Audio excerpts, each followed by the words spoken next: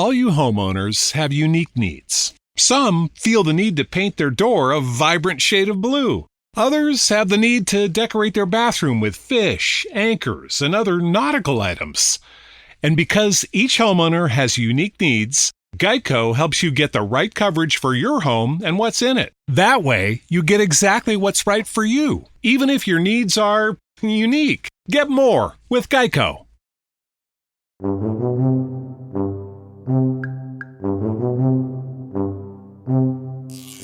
Welcome back to Talking Shit, where we are talking all sorts of shit. Schitt's Creek, that is. Today, we are talking about Season 4 in its entirety. We're wrapping things up.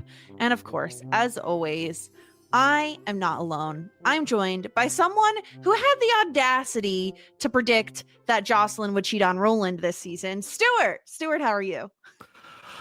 I'm good. I'm glad that didn't happen. I don't think I could deal with dark. It if it did. Like, it is dark, right? It's dark for the show, yeah. Yeah. Mm-hmm. But I mean, I'm so excited that we're wrapping this up, mostly because this brings a close to the worst period of this podcast for me, in that I have to wait 2 weeks to watch the next episode. I can now finally watch the next episode as soon as we're done with this. So let's get this rolling. Let's get this over with, Jess. Let's do it. Right? As usual, we're going to do some character breakdowns. We'll talk through each character, some character rankings. We'll reveal who is simply the best and who is the disgruntled pelican of the season. Get into some of the predictions Stuart had made. And then, of course, he's going to make some predictions for season 5, which we're going to get to start next week. So exciting. I can't wait. But of course, before we do that, let's talk about the characters here. Let's, you know what? Before we even do that, Stuart, I want to get your thoughts on season 4 generally. How are you feeling about it? Hated it. Like, it's just certainly not the best season so far. Certainly not living up to all of the hype that everyone has given to it. But of course, it's fantastic. It was so good. I have been so worried about all of the hyping that people have been giving it and saying it gets better and better. And every time that I have had doubts about that, I've been proven wrong. And I should just believe people in that it is as good as they say it is. Season 4 delivered so much in terms of like some of the funniest moments that have ever happened in the show thus far, alongside probably, I think this is the most heartwarming season, because we've had some like big heartwarming moments before, what with like the family dance at the end, like them going after David, and David like being emotional and leaving, and like it being kind of really highly emotional. But this one was like, it had all of that throughout, and I love it so much. Which is why I hate this podcast. I hate this podcast because it makes me wait week after week after week to watch it. And I just want to binge it like everyone else. And I feel like this is the worst prank you've ever pulled with me, Jess. I do think it makes me happy every single time we get an email that's like, I just binged this show in a month, or I just binged the show in like 2 weeks. Like, I feel like everyone writing in just taunts me. But you know what? On the bright side, once the podcast is over, once we were done with all of the episodes, then you can go back and rewatch all of the episodes again in binge format. It'll still be there. I will do. I absolutely will. It's a perfect bedtime show. I call it a perfect bedtime show because it is like exactly what you want to be watching as you're falling asleep, because you're not going to get nightmares. You're just going to have lovely little sleepy dreams about the characters in Schitt's Creek. So with that, let's talk about the patriarch of the family, your friend and mine, Johnny Rose. He has an interesting season, most of which is spent figuring out how to make the motel as successful as it can be with Stevie. They hire Roland. I think some of like the issues he goes through is mostly surrounding like, okay, now that he has a job again, how does he balance the work and home life balance, and how does he make the motel successful? I'd say in some ways, Stuart, he does an excellent job in terms of, okay, the motel is fully booked. We're now offering, breakfasty things. We're putting flowers in every room, hopefully not poison ivy anymore. We're putting... Yeah, that's why I pull a face when you say that, because he takes initiative with a lot of stuff.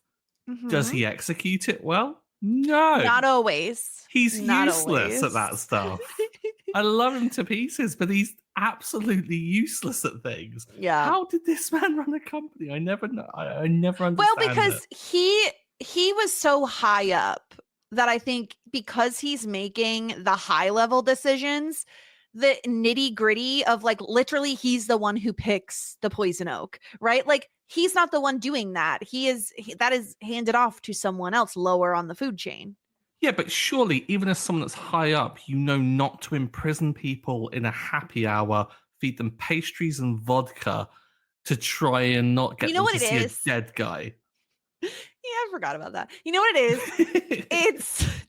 It's that he had a whole team behind him previously, so he had people who were like, is this the best idea? I feel like Stevie and Roland really aren't going to Johnny and being like, Johnny, I don't think this is such a great idea. And even when they do, he's like, what do you know? You know? So I think which speaks to him being a D-bag at times. Like, this is not good, right? No, you can't just ignore Stevie. Stevie's the rational one. Yeah, it's pretty bad. It's pretty bad. Like, he really doesn't have as good of a season as I wanted him to. I will say, Stuart, I feel like the show is so smart for pairing Johnny and Stevie together. Because I do think, right? Like, them together, I think is kind of a missing piece of the puzzle that they like, because I've always kind of felt like, not that I love the show, obviously I love every single season of the show, but more so like, what is Johnny up to? You know, like he always felt like he was kind of floundering. Like, where does he belong? What is he up to? What is he doing? And I think pairing him with Stevie, who's also a little bit of a lost character at times, not a character from the show Lost, but like, you know, trying to find her way, I think makes a lot of sense. Like, they bounce off of each other very well. I think the comedy in the scenes with them together is really wonderful.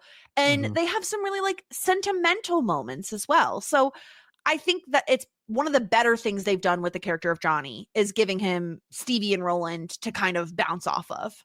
Yeah, completely. I think Stevie's a fantastic replacement for the kids because it allows them to go off and do their other stuff and thrive in Schitt's Creek in whatever way they are, like whether it's the apothecary, whether it's the education, like they're off doing their own thing. And it gives Johnny that parental comedy kind of role with Stevie, but it also adds in the dynamic of like, well, they're meant to be colleagues, and actually Stevie is more of the authority in the situation. Like it's a great dynamic between the two of like really kind of blurring the lines of like, well, who is the boss really? It's meant to be a partnership, right? And so Johnny comes across as this kind of like a bit of a like buffoon-like colleague, but then also a really lovely safe pair of arms to like fall into when you need support. And so I think that really kind of like serves it well. Throwing Roland into the mix is a chaotic choice that I live for because I love a bit of chaos. But also, I kind of like Roland just pushing Johnny's buttons all the time and just annoying the shit out of him. It's so funny every single time. Like when he turns up and he's like gaming in the office, it's like, what? It's just so absurd. But I love this dynamic completely. Yeah, so I do think it is a step in the right direction for Johnny. I just think he's always going to be a little bit bumbling and a little bit like succeeding despite himself at times. Like sometimes he has really great ideas and it's the execution that's lacking. And then sometimes he's just floundering when it comes to like the dead guy in room 4 of it all. But overall, I'd say like a net positive season for Johnny. Like I do think he has like good moments. I'm thinking like I love the pregnancy test episode where like he thinks it's Alexis and they're talking around each other. That's always really fun. And he does all the like the calculations to see if they can afford it. Like he this is the thing. Like I rag on Johnny a lot. And I call him a buffoon and say that he's like done all these things and he can't get it right and stuff. But he has a heart of gold, and I will never, like, for every criticism I give, know that there is a silent, positive thing that I am thinking in my mind that I'm just not articulating because I'm a troll. He is adorably sweet when it comes to like ways in which he can support his family and the ways in which he wants them to come together, especially like with the fact that like the Christmas episode, for crying out loud, like he wants to bring everyone together. He wants that. He is the affectionate one. and like he is the caregiver in the relationship. Who would have thought with another half like Moira Rose that you would fall into the supportive role? But yeah, he's a good egg. Yeah, specifically, I'm thinking of episodes like the barbecue and the Jazza guy, where he is like, he's demonstrating that he's really trying for his family. Like the barbecue, the whole point was to have a barbecue for everyone to like get together and enjoy some like meats, even though he has no idea how to do any of it.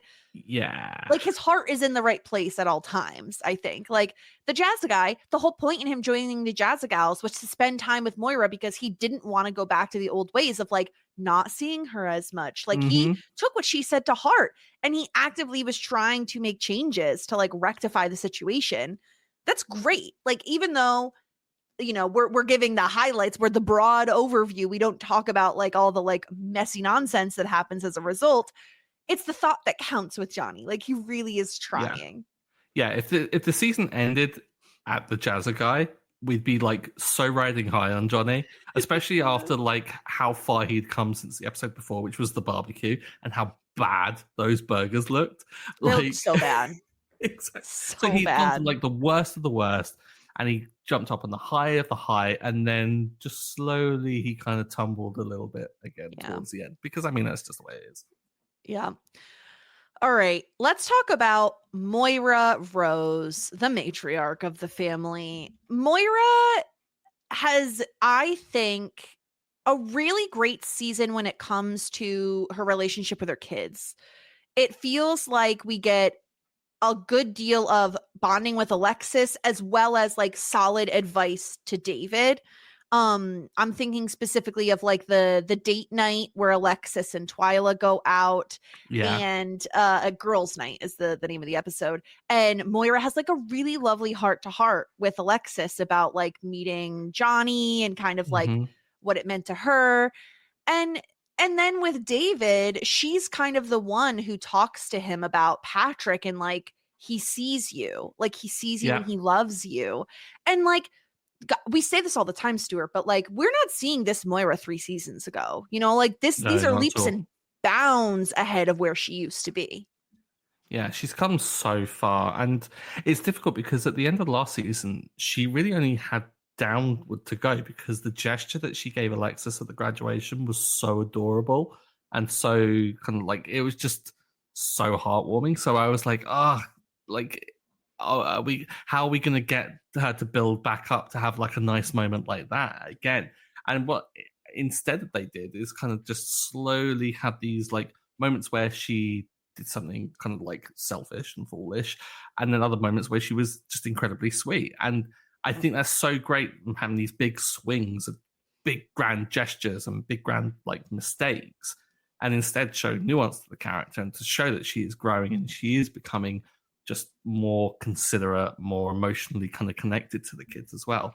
I will forever just think of this season for the open mic night, and mostly for Moira and her reaction to David being serenaded, because it was just, I don't know, there was something so pure about it in how she was trying to just fend off Jocelyn and Roland. Like, I don't care about your kid, go away.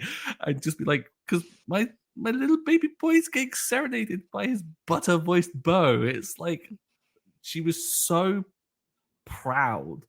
And it's weird to think of like pride of just being the vessel of like, or being the recipient, of something being sung to you.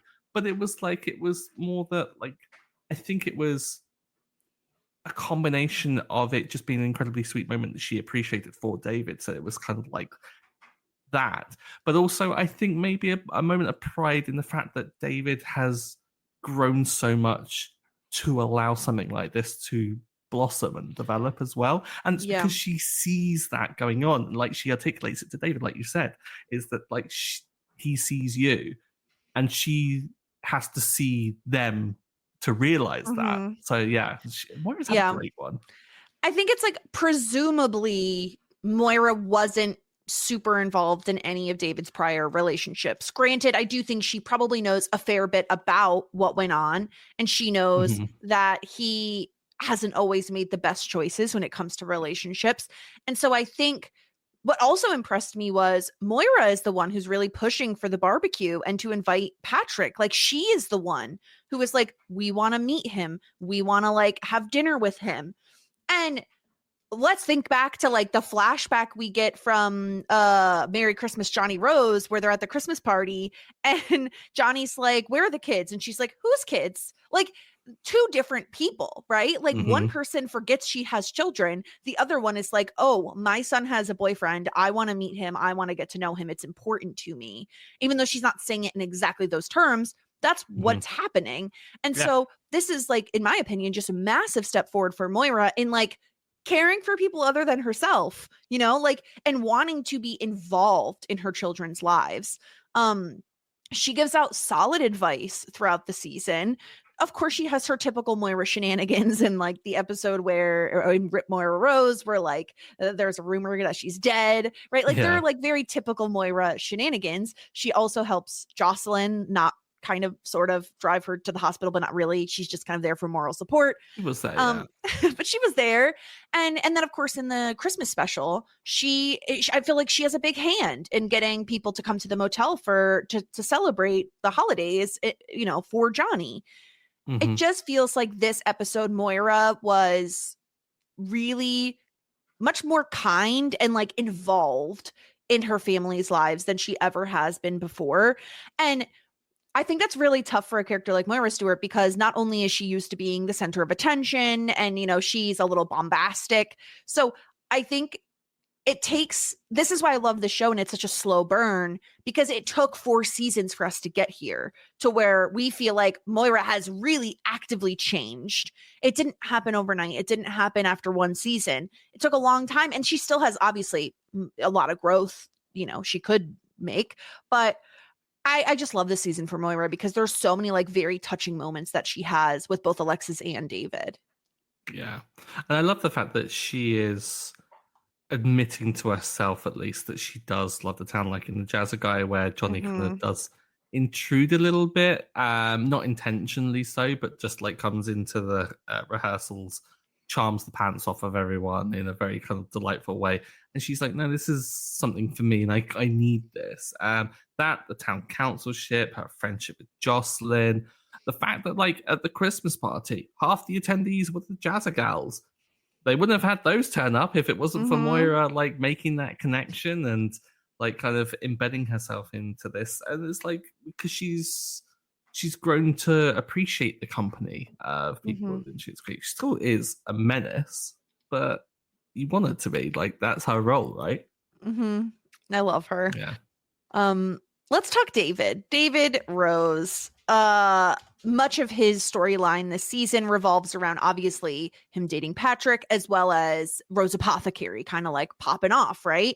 They're trying to get more business in. I think for me and probably most others, open mic night is like the biggest moment for David across the whole season. And I love David and Patrick. They're one of my favorite TV couples of all time.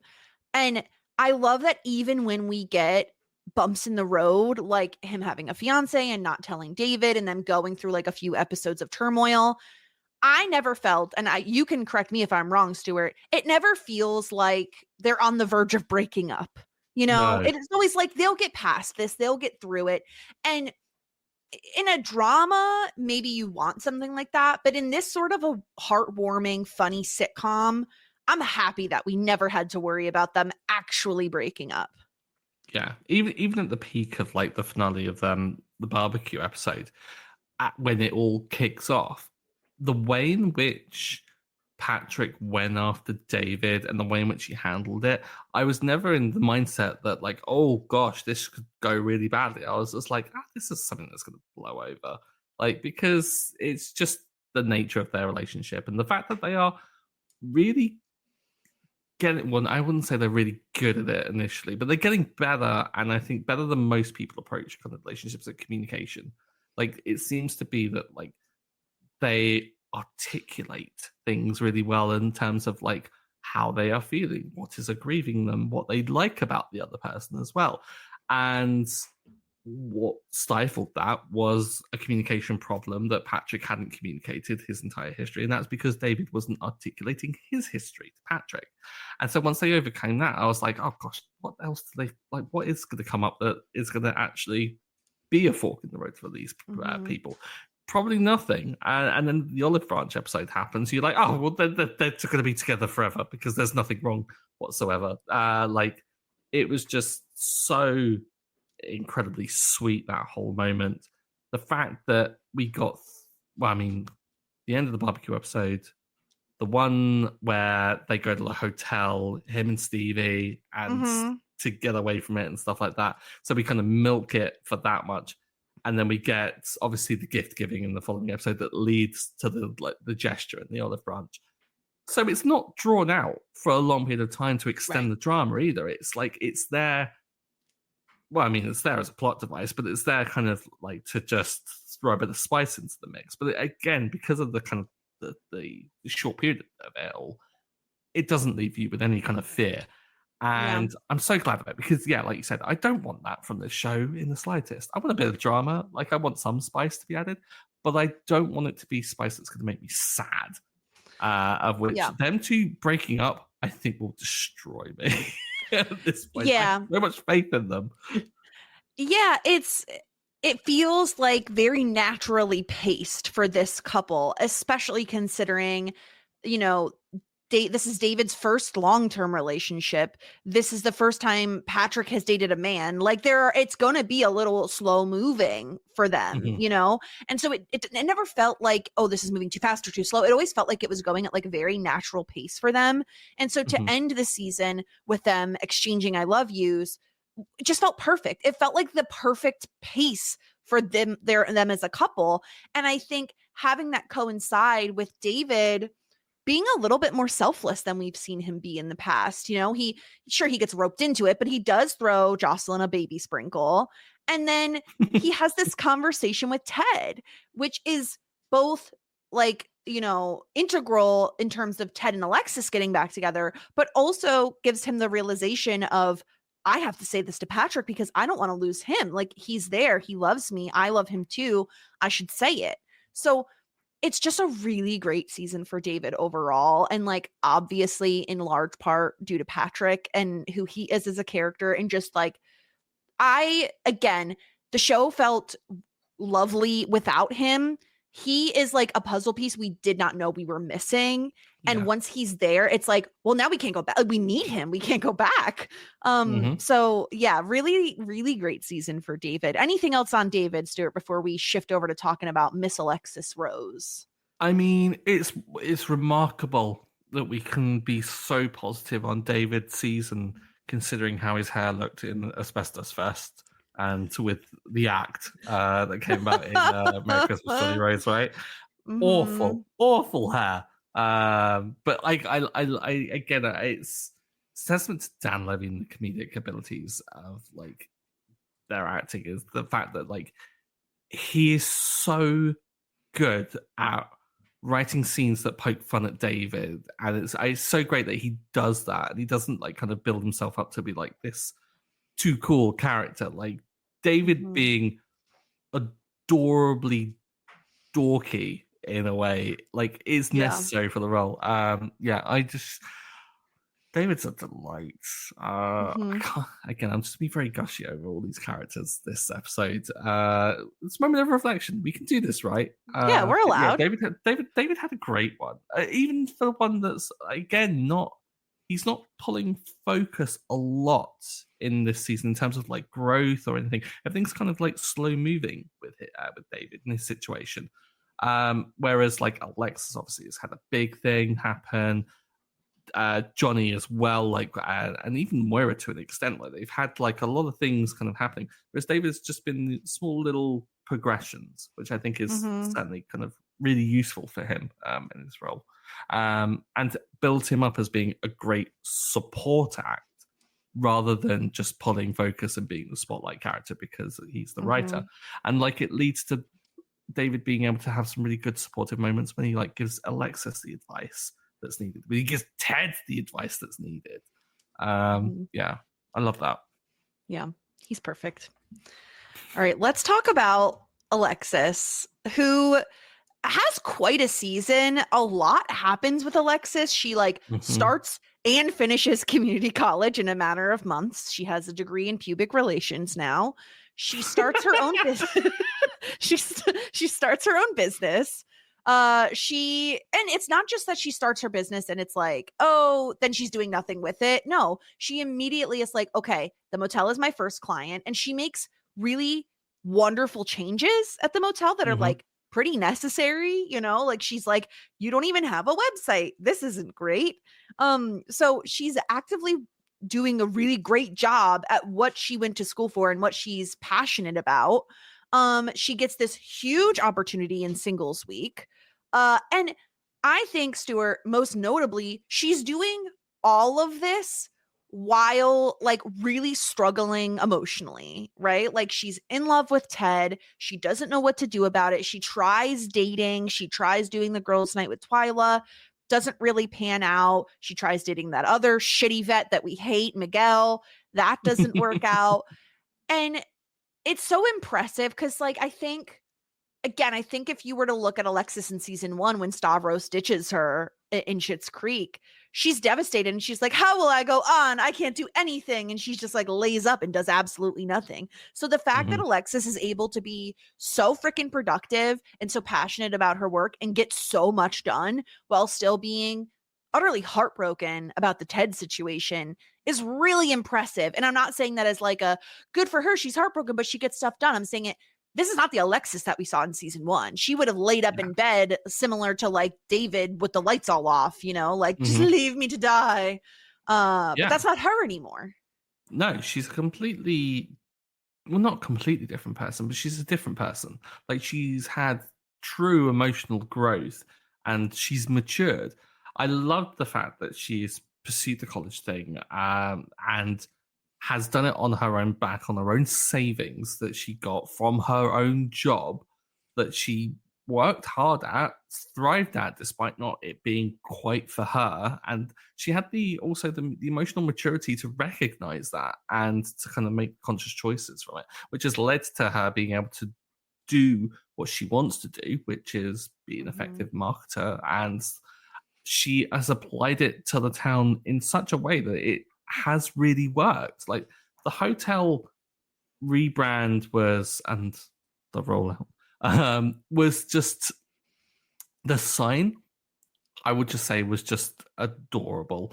The fact that like combined the names in such a way that it kind of worked was funny, but also it's quite sweet as well. But then you've also got like the fact that she's done the singles week.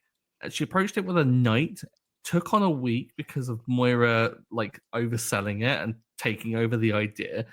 She pushes back against this stuff. Like she's not just being a pushover and just doing what she's told. She's pushing back and she's having an authoritative voice on things, and she's getting shit done, which is just so impressive considering, like you said, that she's going through a lot emotionally. And it's one thing to feel it and to like go through it, but to let it rule your life as it once would have is something that I think someone that is not as mature would experience. But she's matured, and that's why like she can get on with it almost. And it's so great to see her thrive because, again, like to talk about where we were and where we are now. Like Alexis was doing community service in season 1. Like she was having to pay back. Ignore them. Don't mention him. But like she was having to give back to her community because she had done something wrong. Whereas now she is doing services for the community because she's bringing business to it. Like she's bringing good ideas. It's just so nice to see her thrive because I kind of love it for her because she's worked so hard for it. I think that's the thing that I am really most pleased about this is that it's one thing to see someone thrive because like David's situation, and it's not to say that he hasn't worked hard, but like he came into the money a bit by fluke. Like the circumstances were all there and everything fell into place very well. He did well to get it with Alexis's support, I will say. But she has had to really save over a long period of time. She's had to invest over a long period of time. She had to deal with a really shitty community college. She's got her degree, which is spelt wrong, and yet she has still then got business out of it and is still working really hard. I think that she's done the most amount of effort into herself, and it's paying off in droves. Yeah, I totally agree. I like that the stuff with Ted, right? She confesses her feelings for him and nothing happens with it. And she's kind of like put that to rest. She's ready to kind of move on. And I like that it doesn't hinder her ability to do other things, right? Like she's still doing the singles week thing. Like, yeah, she's a little bit sad about the Ted stuff, but she in the end, like her and Ted get back together. And even if that didn't happen, it is still an extremely successful season for Alexis. And I like that the majority of it, while in the back of her mind, she's still in love with Ted and like all that stuff is still going on. It's not the majority of her story. Her story isn't only romance based. You know what I mean? A lot of it is her working on herself. And I really like that for a character like Alexis because she is independent. You know, let's not forget how many places she's traveled to alone, sometimes in very dangerous situations, and she's gotten through it. So she's really a resilient person. I think it just took losing everything for her to kind of realize that. So it's really quite a lovely journey for her this season. One that I really, really love. And also, this is like very much a side note, but she has some really incredible looks this season. I think her hair has never looked better this season. Some of the outfits are always a little bit questionable, but at least she's not in her like boho chic look anymore, you know? Yeah. She's kind of slightly evolving. I mean, it's still a little bit in that kind of area. It's a little bit too glam. Schitt's Creek. She's kind of going a little business bitch. But exactly. It's well, she read that BuzzFeed article about like 25 ways to be a boss bitch. Exactly. So one of them is dress for success, you know? Exactly, yeah. No, she's had an absolute belter of a season, and I'm just so Taxes was feeling so stuck. Sitting in traffic, squeezing into a parking spot, all to squeeze in getting tax help during your lunch break. Now Taxes is a TurboTax expert who does your taxes for you, while you go about your day getting real-time notifications about their progress and the most money back guaranteed. Now this is Taxes. Intuit TurboTax. Get an expert now on TurboTax.com. Only available with TurboTax Live Full Service. Real-time updates only in iOS mobile apps. See guarantee details at TurboTax.com/guarantees. Well, speaking of, Stuart, are you ready to rank our characters as we usually do? Indeed. Are you? I'm ready. I'm ready now. So, yeah. I have done a little graph, or a little chart as we always do. And I've reorganized it this time. So I can do row by row rather than one by one. Wow. So we can go for we can go from bottom to top in one, in kind of like both at the same time. Incredible. So, bottom, starting at 13th, because we've got 13 characters to play around with. I don't think there's too much disagreement here between the two of us. We've both gone for Ray. Ray was an absolute dirtbag this season. Yeah, this isn't even close, in my opinion. Like, and it's not even recency bias with the tree, although that did play a big factor. Really for me. Did play a lot into it. Because I'm like, what kind of a Grinch does surge pricing on Christmas trees? You're a monster, Ray. You suck. Also, I can't remember if it's this season or last, and frankly, it doesn't matter. But he also is like very pushy on Stevie to sell the motel, which I think was last season. But I remembered it, Ray. I remembered it, and I still hold it against you. So yeah, screw you, Ray. Bottom of the list. Yeah, he doesn't have too much of an appearance, but when he does, it's not great. Something that has more of an appearance, but is still fairly low for the pair of us is Mr. Roland Schitt, who comes to the 12th for the pair of us. I think this is entirely understandable. For me, at least, Roland is low, despite the fact that he does bring a lot of funny moments. Mostly for the fact that, like, I wanted to rate him higher because I didn't think it was necessarily his fault with the whole, like, having his phone taken away from him situation.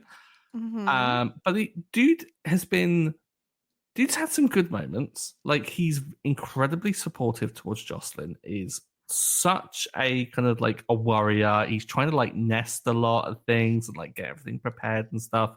And he also helped with the barbecue, which really he doesn't have to do. But then he just keeps eating with his mouth full, and I keep hearing him chew, and it's just the worst. It's so bad. It's so bad. He also like has some stupid family tradition of not finding out what gender the baby is, and then he like loses the sheet of paper in the safe, and it's a whole thing. Like he's so bad this season. And like you said, like I enjoy having him involved in the trifecta of Stevie, Johnny, and Roland. But then he's around more. And usually when he's around more, he's going to take me off more.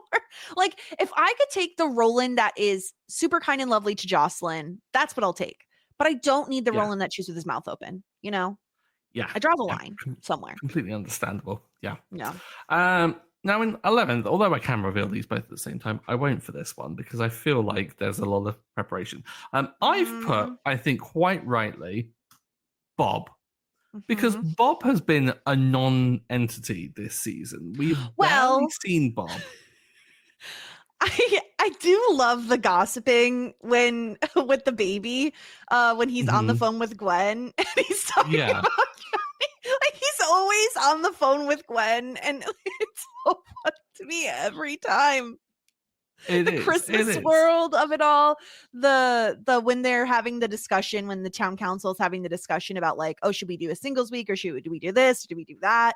Like, I think he talks about the bench, right? Like, oh, I just love Bob. I can't help it. I can't help myself. Yeah, which is why I'm really confused as to why I've put Bob in 11th and you've put Jocelyn.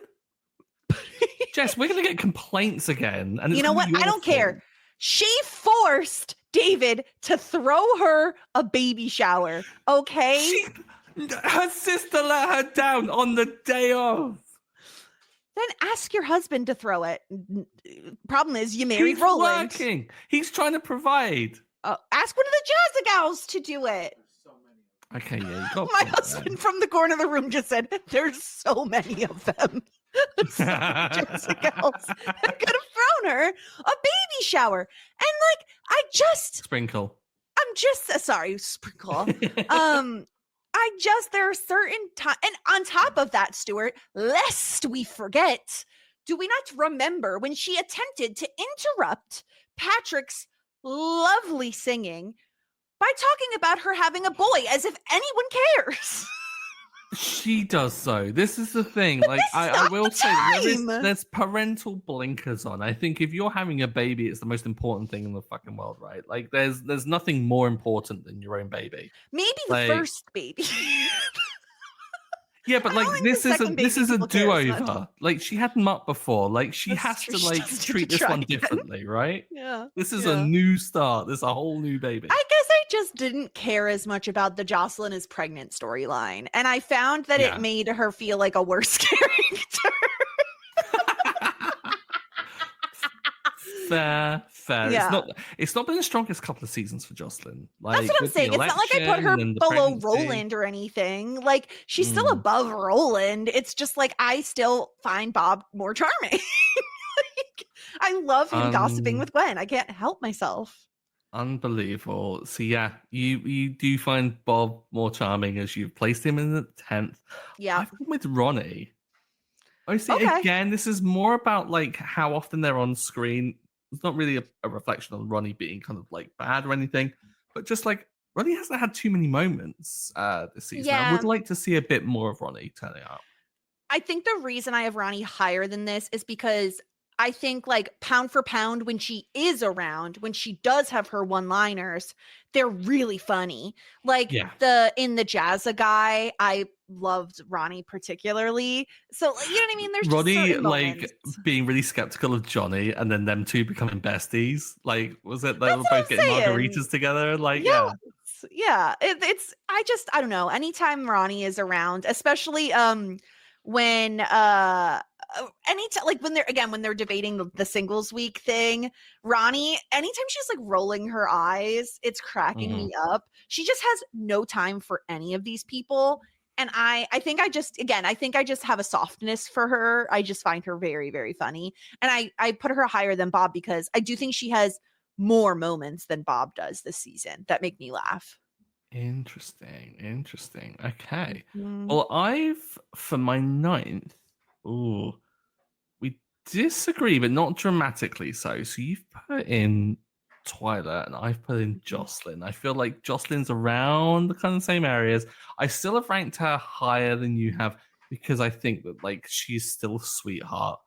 She's not combative with Moira this season. So I feel like we just have had positivity except for the sprinkle. I think that was the one real moment where Jocelyn let herself down, as well as maybe interrupting the open mic night. But again, I can kind of forgive her for that. Otherwise, she's an absolute darling. The pregnancy test thing, like she came over to like give Alexis her results and like, or to like talk her through stuff. Like, I feel like Justin is just such a good egg, which is why I have to like put her a little bit higher than everyone. Twyla conspicuously low, I'm just going to say here, Jess. Yeah. The thing is, yet again, I will say, like, she's always hovering in the background, right? Like, she's always there. But in terms of making a big impact, she doesn't generally make a big impact.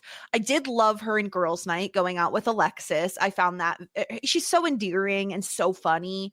I love that for her.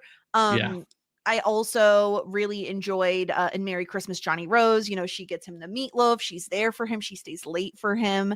Like, there are some really lovely Twyla moments. I just don't think there are a ton of Twyla moments, which is why she falls so low, because there are so many other characters who get so much more to do that it's hard for me to justify putting her higher. I was really, with 8th and 9th, I find that I could kind of switch them back and forth. They're on the same tier for me. But yeah, Twyla just ultimately ended up here, but I still love her. I still think she's great. Yeah, I feel like around like 8th, 9th, 10th, 11th, I guess, if you're going to put Jocelyn down there, it's very much kind of like the people who are right in the middle, the kind of like the dependable kind of background characters, really, which is why I think Twyla for me comes in at 8th, and Ronnie for you comes in at 8th as well. Yeah. I think this kind of explains itself, right? Really? Like I said, I could put Twyla at 8th and Ronnie at 9th, and that would feel okay for me as well. I think they're about on the same level. I think Ronnie just cracks me up just a little bit more, at least this season. So that's why I put her 8th instead of 9th. But yeah, they're about the same, I would say. This is where it starts getting serious. Now we're talking about people that have real storylines. We've got the top 7 here. We're starting off with a disagreement immediately, as you've gone for Ted and I've gone for Johnny Rose. Yeah. Bit awkward. So the reason I have Ted below Johnny, we don't see as much Ted this season. Partially because Alexis is no longer working at the vet's office, so we don't really have a need to go there all that often. He's dating Heather, which is fine. There's just not a ton of Ted. And I felt personally that I saw more growth out of Johnny as a character, obviously because we get more storylines with Johnny than we do Ted. But still, like, and I love Ted. There's just not a ton of Ted this season. Like, look back, what storylines does he actually have, you know? Yeah, I think you've got a really good point. We're not too far off here. As for 6th, we just swapped it over. Like, you've gone for Johnny in 6th. You've gone for Johnny in 6th. I've gone for Ted in 6th. I put Ted there purely for the fact that, like, him and Johnny, I think, are around the same level for me, because Ted hasn't had a lot to do, but when he has been on screen, I've loved it. I kind of lived for the whole awkward like Heather luncheon when they went over to do the buying things for the apothecary. Yeah, like that. I felt like he handled that as well as he could have, and also he brings puns to the game. Like, I kind of, every time he makes a stupid joke like that, I kind of love it. Johnny has had a great season in terms of growth, but he's also had some really, really bad moments for me. And it's not enough to like put him down at the bottom of the list. Like, he's not a bad person. Like I've said before, he's like absolutely adorable and his heart is in the right place. But still, I'm not going to overlook that stuff because he kind of also has done some bad stuff as well. And this is why he's not anywhere higher than 6th. Because I do think we get some lovely Johnny content, but we also get some bad stuff from Johnny. So 6th is as high as I could reasonably put him. And here's where we start agreeing, Jess. Oh no! This is some good moments. We're gonna have to we're gonna have to find something to argue about. Oh my gosh! Put Stevie in at 5th. Yeah, I think this for me is justified because I feel like Stevie has been a dependably like kind of good character in terms of like funny moments, good growth. Hasn't done anything egregious to make me really angry with her, and she's just always there with a good snarky comment. Dependable, I think, which explains why she's above Ted and above Johnny here. How about you? I totally agree with you. I think pairing Stevie with Johnny was such a great decision because it means we're guaranteed to get more Stevie on our screens. There were seasons where we were complaining, like, where is Stevie? What's she up to? She's always able to come in with a sarcastic comment or a one-liner that I find very funny. I love the episode where Johnny gifts her the suitcase of makeup and she turns it around on him. I think it is so funny. Like, it's absolutely perfect. And again, like, even her, not even with Johnny, like even her bouncing off of Moira in Rip Moira Rose, she's giving out solid good advice, like very heartwarming moment that is kind of disguised as a comedic moment. So there is a lot to like about Stevie this season. I love when her and David go to the spa and they bond in those moments, right? Like, there are a lot of good Stevie moments that for me are better than some of the Johnny moments, but not as good as I think the top 4, in my opinion. They have exhibit the most growth and the best moments of the season. So Stevie can't crack the top 4 for that reason, but like still a great character and a really good Stevie season. Yeah.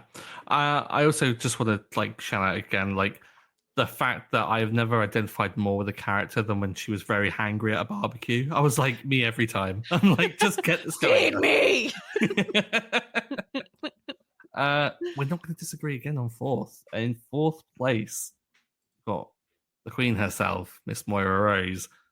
Again, I think we placed her 4th last time round, if I remember rightly. Moira's had a great season, but again, I don't think she necessarily eclipses those who are going to come in the top 3 in terms of like growth, great moments. She certainly has on her side of the kind of like her side of the argument of just having funny moments. Like, she has some of the funniest moments of the entire like characters with her like vocab, her like absurdities and stuff like that. But still, I feel like to be ranked in the top 3, you need to have either a huge growth moment or something that makes me absolutely melt inside, which is why Moira just misses out in the top 3 for me. Yeah, so I'm looking at our season 3 document. I had Moira in 5th place last season. So she's grown a little monster. bit. I know. But here's the thing. It's so hard to crack the top 4 this season crack the top 3 because all of them had massive moments. Moira has an incredible season. Like, if not for the fact that these other remaining 3 characters in, Patrick, David, and Alexis all have also like better seasons or a better season than she does, she would have made the top 3. Like, she really does. Like, the Rip Moira Rose episode kills me. Absolutely kills me. But like, I'm sorry, like, her children are just doing better, this season than she is. But it says a lot. It says a lot that we talked about how much we adored Moira's story arc this season. And so for her to be 4th still just goes to show how much these other 3 characters knocked it out of the park this season. Fortunately, 3rd place We disagree. I figured we might. Yes, there's a little bit of a mix-up here, but I think we're still in the right area, so it's not dramatically bad. But you've gone with David, and I've gone with Patrick. Jess, I knew. Explain yourself. Here's the thing, okay? In my opinion, we're matching up the Simply the Bests, I think. Like, here's fair point. I think what I'm doing is David has an incredible season, okay? Like, I'm not taking that away from him. He's incredible in so many ways through his relationship, his business, the advice that he's giving out to others. All of those things, absolutely stellar, 10 out of 10. However, I do think Patrick has such, like, the Simply the Best Mike like moment is probably my favorite moment of the season. And so I had to put Patrick above David for that reason.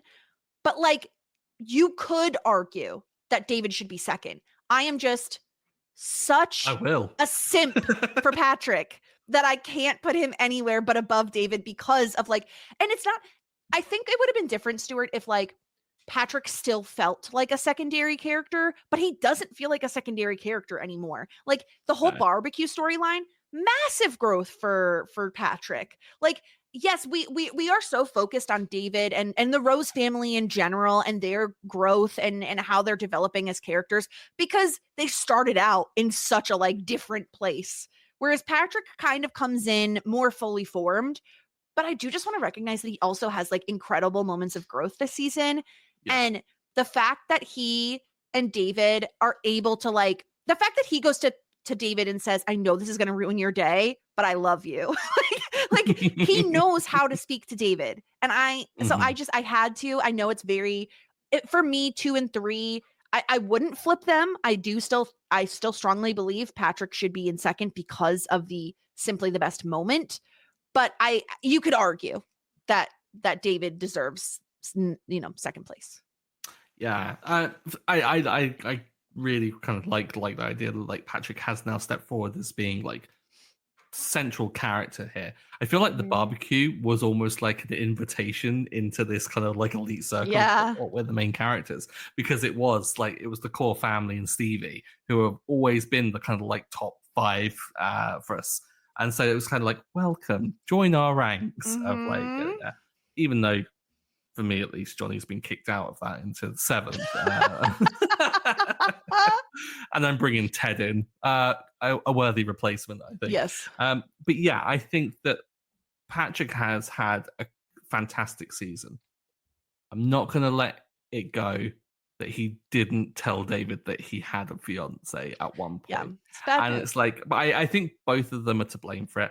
I don't harbor any kind of ill will towards Patrick for it. Like, it's perfectly understandable. The pair of them have gone over it, and like, I don't bear any judgment more than they do.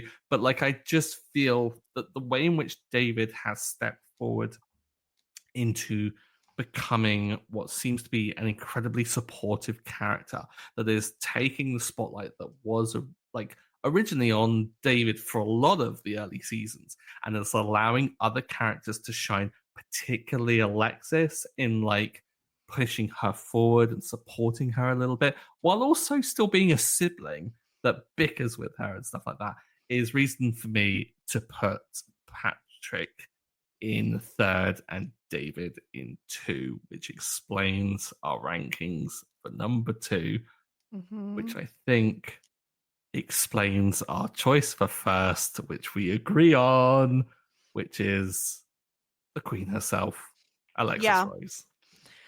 We've often disagreed, Stuart, when we've gotten to this 1st and 2nd place. Most seasons, I think you've had Alexis in top, and I've had David at the top. I think this is Alexis's season. She does so much, and she does so much while being heartbroken. It's not all sunshine and daisies for her. She struggles a lot, but she's continuing to push and continues to like have this drive and this passion for what she wants to do for work. And on top of that, Stuart, something we didn't really mention that I want to mention here, she realizes that she doesn't want her old life anymore. She has the opportunity to move and leave with that really crappy friend Claire and her. Oh gosh, yeah. But she says no. She realizes, I think I need to be here. I need to focus on my business that I just got these super cute new business cards for. Like, she has such an incredible season. I couldn't argue that anyone else deserved it more than Alexis does. Yeah, I completely agree. And particularly being given an out and to choose and not to take it, considering that Alexis is the one that will take even just the smallest opportunity and make the most out of it, which shows exactly why she is where she is right now, is that she's taken every opportunity. She's taken the job from Ted. She's taken the learning opportunity for high school. She's taken like the savings that she's taken from that to invest. Like, she's taking all of these small opportunities and she's absolutely making the most of it. And when she's given an opportunity to leave, she makes a conscious choice not to, because I think she realizes also, like, she does love this place, I guess, and the people, and it's the draw of Ted. But I think she recognizes that she can grow most here, and it's best for her as well. Alexis has had an absolutely brilliant season. I'm so glad of it. And yeah, I hope that it's not downhill for Alexis from here. I hope that I can continue to keep ranking her as the top, because she is without a doubt one of my favorite characters. I think like it's always going to change, I think, based on like the day of the week and what my opinion is of like who's my favorite character. But Alexis is always in contention for it, because she's just she brings everything that makes this show great. I think she brings the absurdity of Moira. She brings the heartwarming moments that come from, like, say, the Patrick. She brings, again, like kind of the growth element that David has. I think that Alexis displays the best qualities of every other character, but kind of heightens them a little bit. And then also you've got like Annie Murphy and just the incredible acting ability that she brings to it. She's so funny. Yeah. Take one of them good. Yeah. Amazing. Yeah. Well, those are our character rankings. I'm happy we agree. I figured we probably would, because I was pretty certain you would have Alexis at the top. And I was like, I'll join you this time. I can't make any promises for future seasons, but this season, I don't think there's any denying it. I'm just baffled the fact that like David has been your number one for, I think, all of them, maybe just I think the last every two, season. Yeah, and bumped him down to third. I can't express how much I love Patrick. Just the power of a blue shirt. The blue shirt, the singing. Stop it, Patrick. No, I love him. I can't help it. Okay, let's talk through the Simply the Best and the Disgruntled Pelican. Do you want to make any guesses? Who do you think is Simply the Best throughout the whole season? I want to guess Alexis. Like, having a strong season as she has, I think it would make sense. I don't think she's had too many negative points, and I think that's going to be to her benefit, right? Yes, Alexis is indeed Simply the Best this season. She came away with 8 points, not a single negative point for her this season. So says it all. Says it all. Exactly. In second place, I think this is so cute that I have to say it, tied for second place are Patrick and David with 4. Oh, they're sharing. So freaking cute. So freaking cute. And then in terms of like who we think is the best, obviously, I think Alexis is the best this season. Like, I think she's well deserved. As for a disgruntled pelican, Stuart, who do you think is the disgruntled pelican of the season? So I'm trying to think, because we did do an allowance for someone that didn't appear, and it's completely gone from my mind as to who that was. It was for Claire or Miguel? Claire with a K. Claire with a K. Could be Claire with a K, because that'll be exclusively negatives. But then there are people like Johnny and Roland who have had quite a lot of consistent negative votes that might have added up.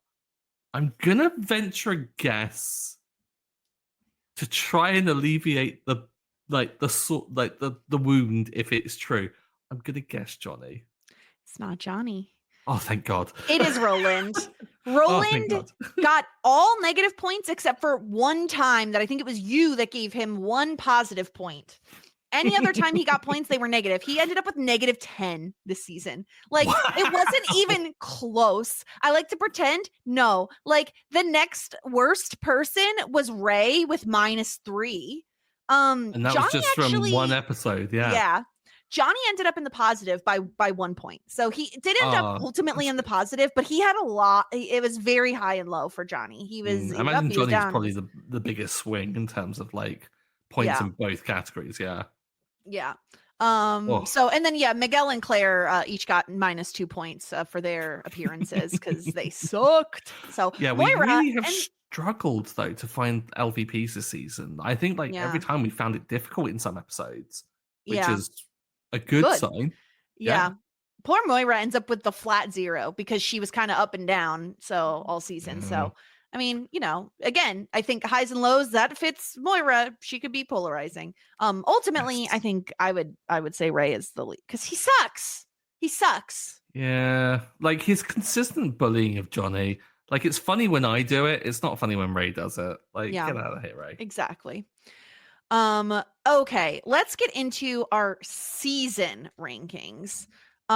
Previously, we were in agreement that the rankings were, 3, 2, 1. That 3 was the strongest, then 2, then 1.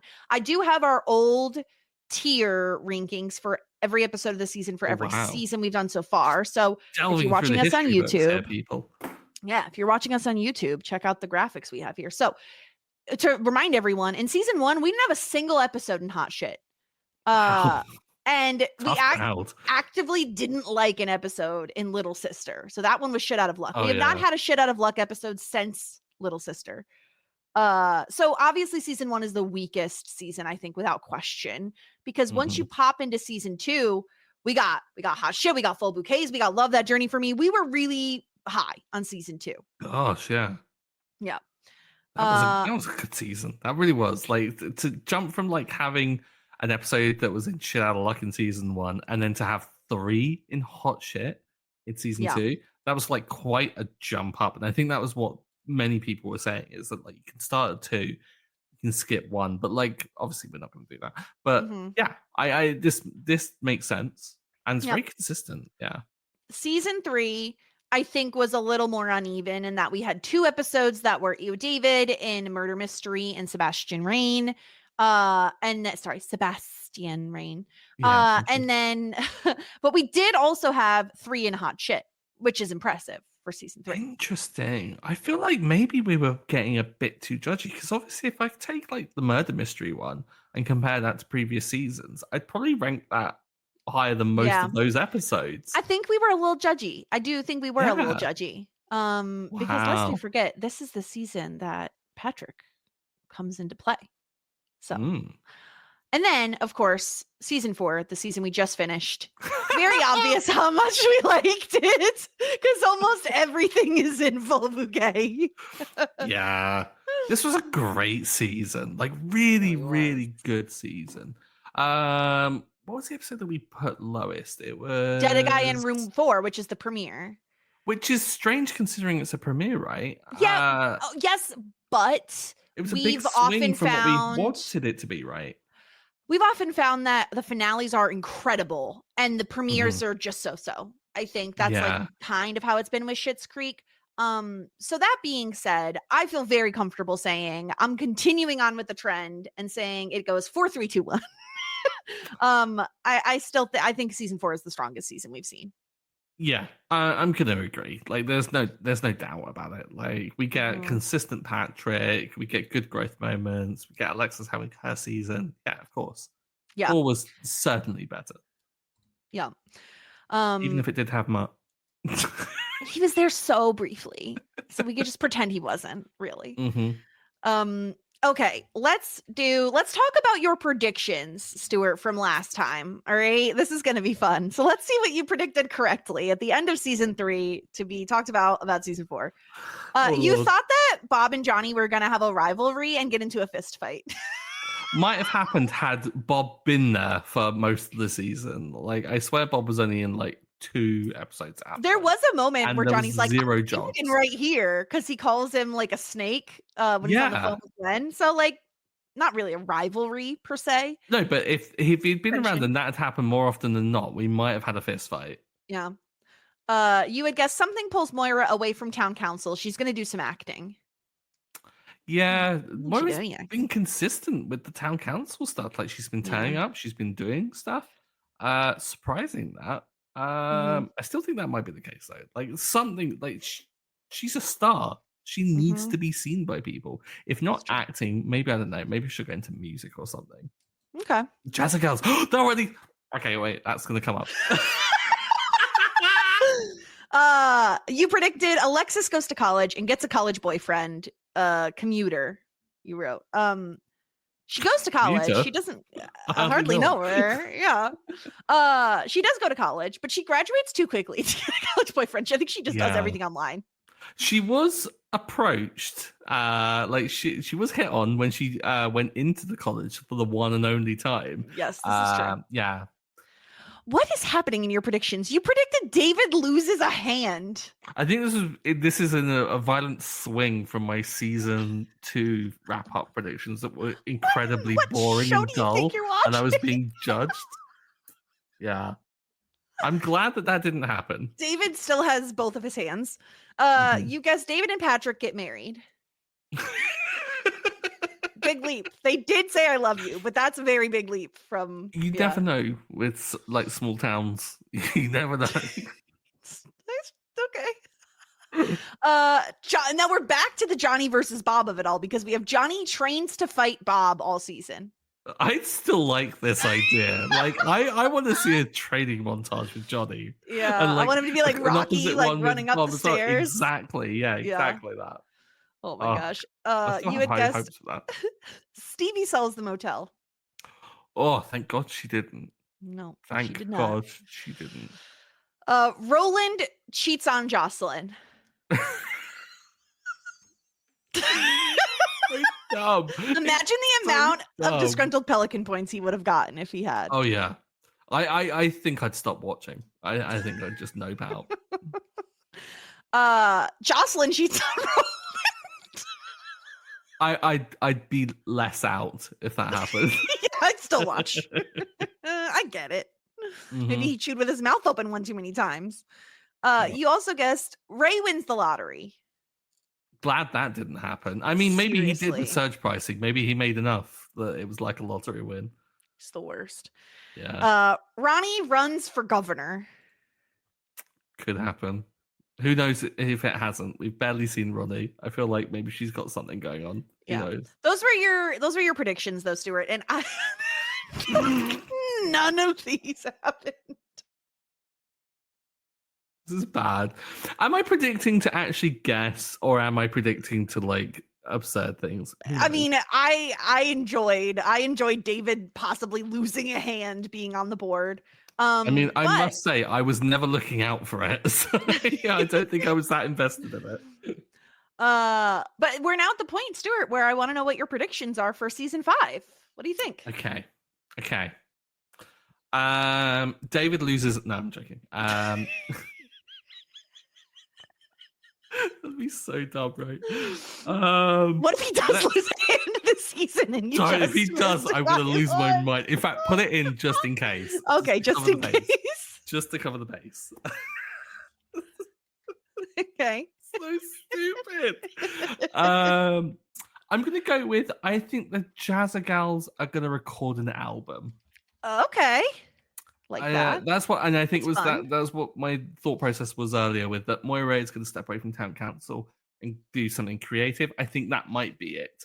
Okay. And I think she's going to go more into the music stuff. If not that, they're putting some performance or something like Jazza Gal Fest or something. Maybe there could be something, or maybe like a festival in town, like Schitt Fest. I think that could work. Something to get like a lot of people in. Okay, all right. Single speak went off without a hitch. They can have like the Jazza Gals perform. They could have Patrick perform.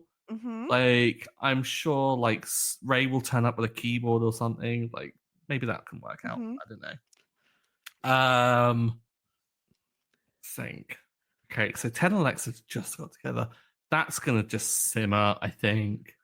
Okay. See how that goes. David and Patrick, they're getting through things. They just said I love yous. They've got a business together. They're going to move in together, I think. Okay. Okay. Maybe a proposal. No. Would that be too quick? I don't know. This is the thing. How much time is going to pass? Who knows? I'm going to hedge my bet. I'm going to say they move in together at the very least. Okay. Tentative engagement. Okay. Maybe. I'm going to put it in just in case. Okay. Just in case it's in. Yeah, just in case. I need a Johnny thing. It's got to be hotel based. I mean, what else does Johnny have going on for him?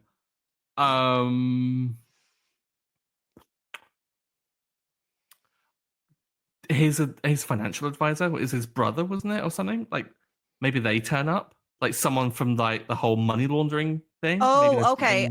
Someone from Johnny's past makes an appearance. Yeah, and then we'll do related to financials. Yeah. I think maybe there'll be some discrepancy. Maybe they'll find something. Maybe he'll get audited or something. I don't know. Okay. That'd be kind of wild. And then something absolutely bonkers. Let me think. Let's not go down the route of natural disasters. That would be sad. What could happen that would be really funny? Tsunamis are so funny. I don't know why. This is really bad. I was thinking like maybe like an STI breaks out in town.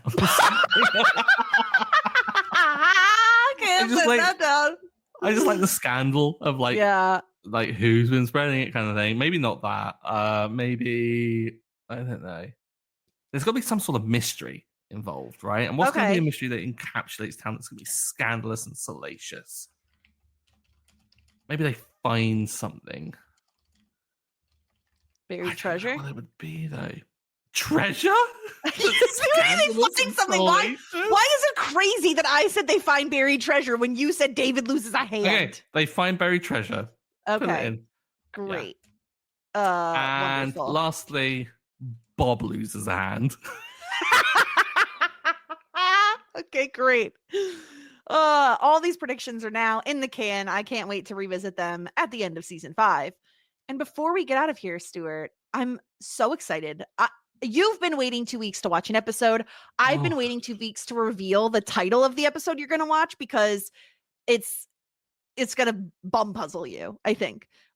Season 5, episode 1, The Crowaning. Okay. There are a few things I've been spoiled on with Schitt's Creek. I think I may have seen this. Not this, like episode. Moira in like a bird outfit thing. I'm thinking it's that. Okay. I have no idea the context. Mm-hmm. Is it that film? What film? The one that she was gonna ages ago, like 2 seasons ago. Oh, the one that was gonna be filmed in like Eastern Europe. Yeah. Okay, back to the predictions. Moira's going to be in whatever that film was, The Crows Have Eyes or whatever it was. It was The Crows Have Eyes. Oh my god, yes. Okay, I'm kind of cheating now that I've seen the episode title. You know, I'll give you one. I'll give you one. Yeah. But that's what we're going to be talking about. Oh, I'm so excited. The Crowaning, season 5, episode 1. I honestly, this is not a spoiler at all. I think it's probably going to be our highest rated premiere. Because well, maybe not. Finding David is really iconic. That's season 2, episode 1. But it's going to be a very highly rated premiere, I think, because like usually we're a bit like ho hum. But the fact that I recognize the title usually is like a good sign. But yeah, some really, really good episodes next season. I can't wait. There's one in particular. There's one moment that finally you will see next season that I'm really excited about because it's one of my favorite moments on the show. And I can't wait for you to get to it. So how far do I have to wait? Like mid-season, end season? Mid-season, yeah. Oh, gosh. About mid-season. That means weeks. Yeah. I hate this so much. But do you understand all the? I mean, let me think. Let me add this to Hot Chef Flippy.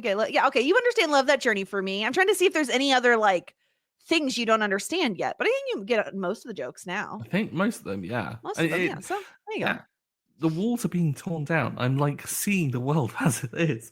There's not too much, which is also a testament to how sad it is, because we kind of really last 2 seasons. We're Jess. over halfway through. Well done. She gets it. Maths. Yeah. Maths. So next week we'll be back with season 5, episode 1, The Crowaning. Stuart, anything else you want to plug? Anything else you want people to go check out in the meantime? Just a reminder, if you want anything other than really happy vibes, you want something really kind of super sad, Jess and I are actively recapping and going through The Last of Us. We've just finished season 1, and we've got a couple of episodes where we're deep diving into the game, and then the second episode we're going to deep dive into the trailers before starting our coverage of season 2, which premieres on April 13th. We're going to have the podcast out almost straight away afterwards, or maybe the next day, who knows. It is very late for me over in the UK. But yeah, look for the Light Pod. Check that out. It's a different vibe, but still a fun vibe, I like to think. So yeah. Yes, totally agree. And one other plug I'll make is if you don't watch the show Yellow Jackets, go watch that show. Please. Yes. And listen, Grace Leader and I cover it on We Know Scripted TV over on RHAP. Go listen to the podcast, but watch the show. It is so good. Mm-hmm. It is so good. And it's unfortunately just wedged in a time of TV where there's so much on with Severance and White Lotus and all these other really big shows. I just need more people to be watching Yellow Jackets. This season is incredible, and I need more people to watch it. So go watch Yellow Jackets. There's 3 seasons out. It's a great time. You'll enjoy it. I promise. Such a great time. Yeah. It's one of the, I would say, hands down, is like my favorite show on TV at the moment. The Last of Us is starting up. That may change. Fair. But it's up there, yeah. Yeah.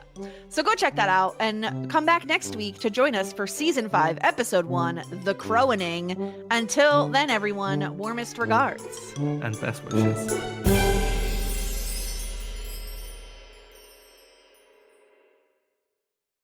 Taxes was feeling so stuck. Sitting in traffic, squeezing into a parking spot, all to squeeze in getting tax help during your lunch break. Now Taxes is a TurboTax expert who does your taxes for you, while you go about your day getting real-time notifications about their progress and the most money back guaranteed. Now this is Taxes. Intuit TurboTax. Get an expert now on TurboTax.com. Only available with TurboTax Live Full Service, real-time updates only in iOS mobile apps. See guarantee details at TurboTax.com/guarantees.